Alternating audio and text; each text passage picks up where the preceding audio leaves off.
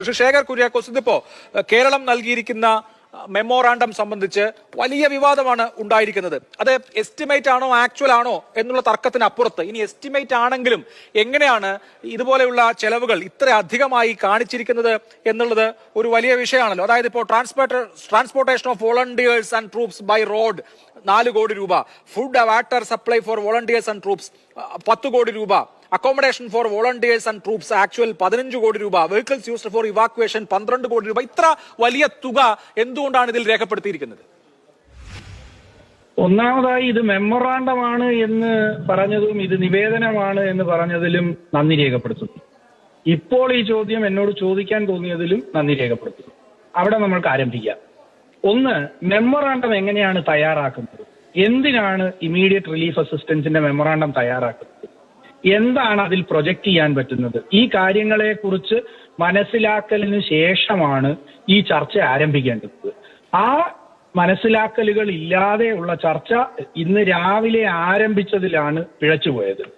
ആദ്യത്തെ ചർച്ച വന്നത് കോടതിയിൽ എക്സ്പെൻഡിച്ചർ സ്റ്റേറ്റ്മെന്റ് കൊടുത്തു, ചെലവിന്റെ കണക്കുകൾ കൊടുത്തു. തെറ്റിദ്ധാരണാജനകമാണ്.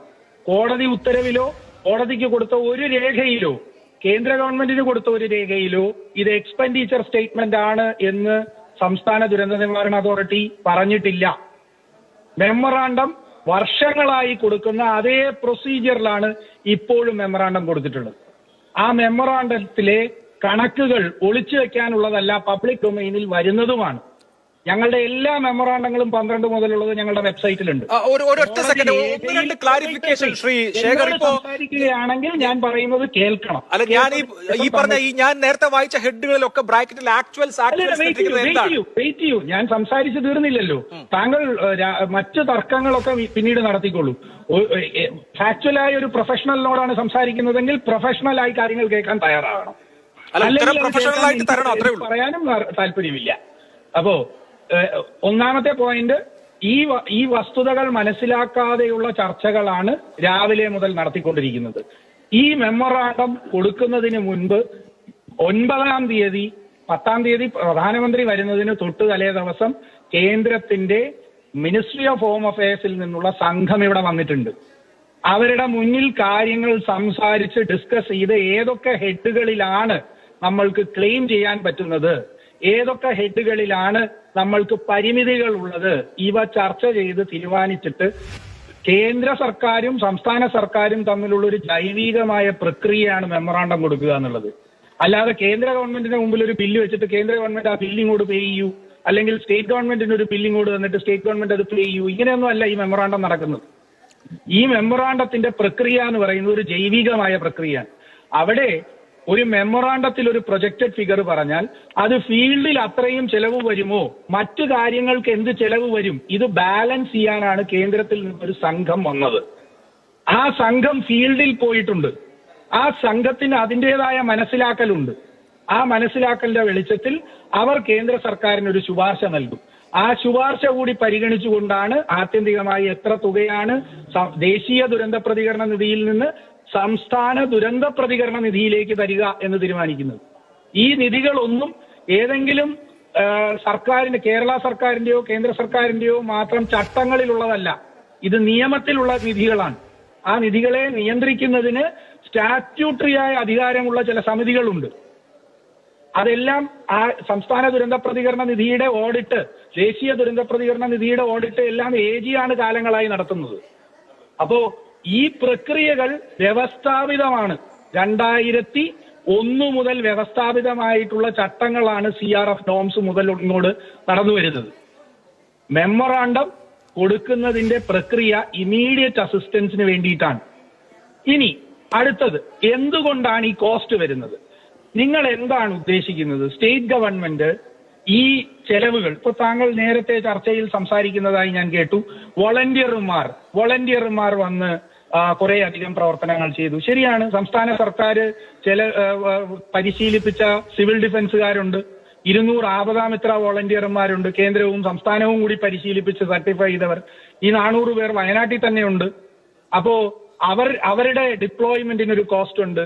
മറ്റ് വോളണ്ടിയർമാർ അവിടെ വരണമെന്ന് ആഗ്രഹിച്ചാൽ അവരെ മറ്റ് ജില്ലകളിൽ നിന്ന് കൊണ്ടുവരുന്നതിനൊരു കോസ്റ്റ് ഉണ്ട്. സ്റ്റേറ്റ് ഗവൺമെന്റ് എന്താണ് കേന്ദ്ര ഗവൺമെന്റിനോട് പറയേണ്ടത്? ഇതൊക്കെ ആരെങ്കിലും ചെയ്തുകൊള്ളും, അവർ തന്നെ വന്നുകൊള്ളും എന്നാണോ പറയേണ്ടത്? അല്ല. സ്റ്റേറ്റ് ഒരു ഉത്തരവാദിത്തപ്പെട്ട ഇൻസ്റ്റിറ്റ്യൂഷനാണ്. ആ ഇൻസ്റ്റിറ്റ്യൂഷൻ പറയുന്നത് ഞങ്ങൾക്ക് ഒരുപക്ഷെ ഈ ചെലവ് വന്നേക്കാം, വി ഡോണ്ട് നോ, നയൻത്തിന് ഈ കണക്കുകൾ നമ്മൾക്ക് അറിയില്ല. നമ്മൾക്ക് പറയാവുന്നത് വോളണ്ടിയർമാരെ കൊണ്ടുവന്നത് ഫയർ ആൻഡ് റെസ്ക്യൂവോ പോലീസോ ഒക്കെ ആണെങ്കിൽ നാളെ അതിനൊരു ബില്ല് ഫുട്ട് ചെയ്യേണ്ടി വരും. അത് എത്രയാണെന്ന് ഇപ്പോൾ നമ്മൾക്കറിയില്ല. അതുകൊണ്ട് ഞങ്ങൾ ഇത് എസ്റ്റിമേറ്റ് ചെയ്യുന്നു, നിങ്ങൾ അസസ് ചെയ്തിട്ട് ഞങ്ങൾക്ക് തുക തരും. ഇതിന് സമാനമായ ഒരു അവസ്ഥയും കൂടി 18 ഞാൻ പറയാം. 2018 നമ്മൾക്ക് എയർഫോഴ്സിന്റെ ചെലവുകൾ സംബന്ധിച്ച ബില്ല് വന്നത് 2019 അത് 102 കോടി രൂപയാണ്. നമ്മൾ എങ്ങനെ അറിയും 102 കോടി രൂപയുടെ ബില്ലാണോ വരുന്നത്? ഭക്ഷണത്തിന്റെ ബില്ല്, അരി കൊടുത്തതിന്റെ ബില്ല് എന്നാണ് വന്നത്? 2020 വന്നത്. അപ്പോ ഇതിനൊക്കെ ഓരോ ചട്ടക്കൂടുകളുണ്ട്. Bill pay ചെയ്യുന്നതിനൊരു ചട്ടക്കൂടുണ്ട്. ആ പ്രക്രിയകളെല്ലാം പാലിച്ച് മാത്രമേ എക്സ്പെൻഡിച്ചർ നടക്കൂ. അപ്പോ എക്സ്പെൻഡിച്ചർ സ്റ്റേറ്റ്മെന്റ് ആണ് എന്ന് പറഞ്ഞത് തെറ്റിദ്ധാരണാജനകമാണ്, അത് കള്ളത്തരമാണ്, അത് ദുരന്ത നിവാരണ പ്രക്രിയകളോടുള്ള വളരെ മുഖം തിരിഞ്ഞൊരു സമീപനവുമാണ്. ഇത് പറയാനാണ് ഞാൻ ഇന്ന് നിങ്ങളോട് പ്രതികരിക്കണമെന്ന് പറഞ്ഞത്. എക്സ്പെൻഡിച്ചർ സ്റ്റേറ്റ്മെന്റ് ആണ് ഈ ചർച്ചയിൽ ആരും പറഞ്ഞില്ല. ബാക്കി നമ്മൾക്ക്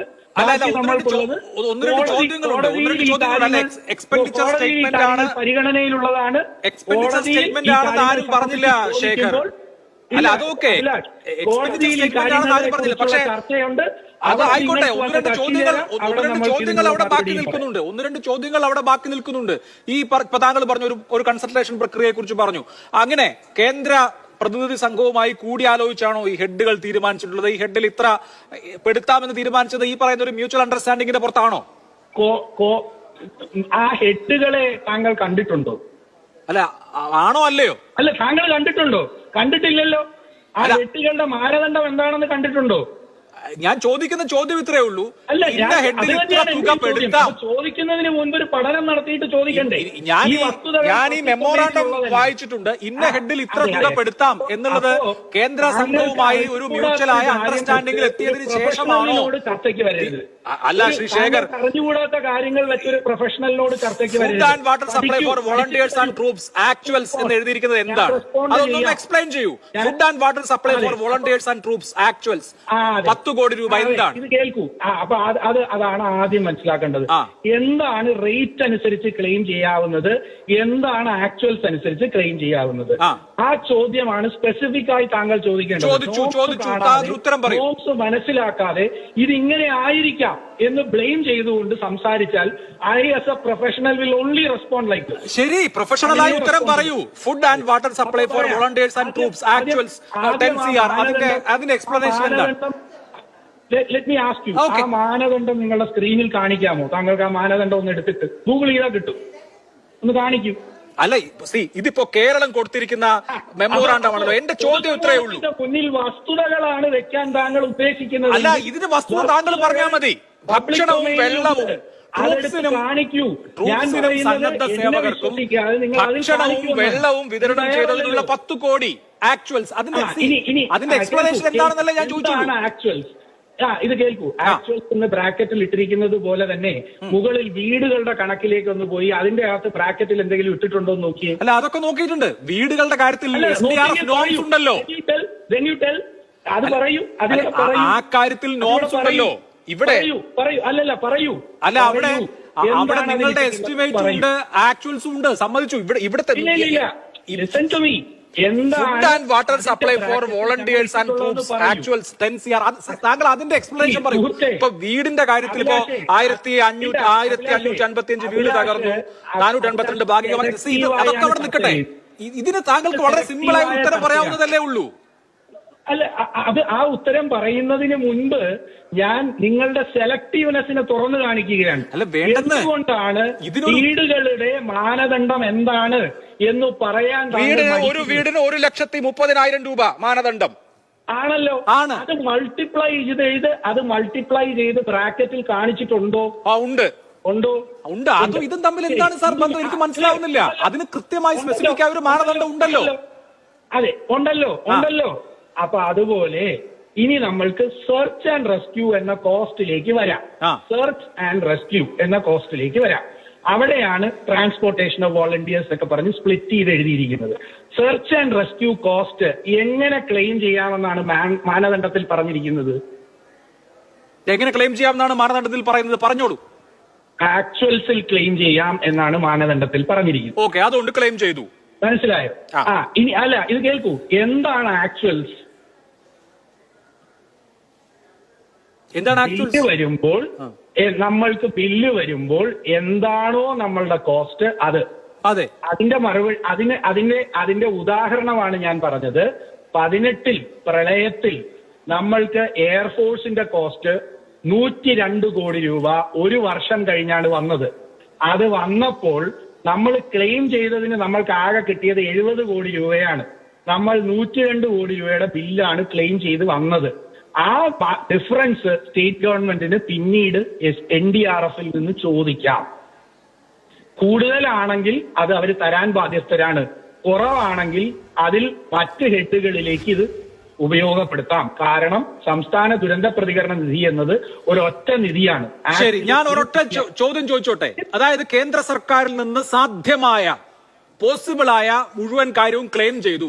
എത്ര എന്നുള്ളത് അവരുടെ അസസ്മെന്റിന്റെ അടിസ്ഥാനത്തിൽ തരട്ടെ. നമുക്ക് നോംസ് അനുസരിച്ച് ക്ലെയിം ചെയ്യാൻ കഴിയുന്നതിന്റെ മാക്സിമം, സാധ്യമായതിന്റെ പരമാവധി ചോദിക്കുകയാണ് ചെയ്തിട്ടുള്ളത്. ഇതാണോ ഇതിന്റെ സാമാന്യമായ അർത്ഥം? അത് തന്നെയാണ് കാലങ്ങളായി എല്ലാ സംസ്ഥാനവും ഫോളോ ചെയ്യുന്ന പ്രൊസീജിയർ. ശരി, ടീച്ചർ വരുമ്പോൾ അത് ഞങ്ങൾ ക്ലെയിം ചെയ്യും. ഇത് കൂടുതലാണെങ്കിൽ ഇത് കൂടുതലുള്ളത് ഡിഫറൻസ് തരാൻ പറയും. ശരി, ഓക്കെ.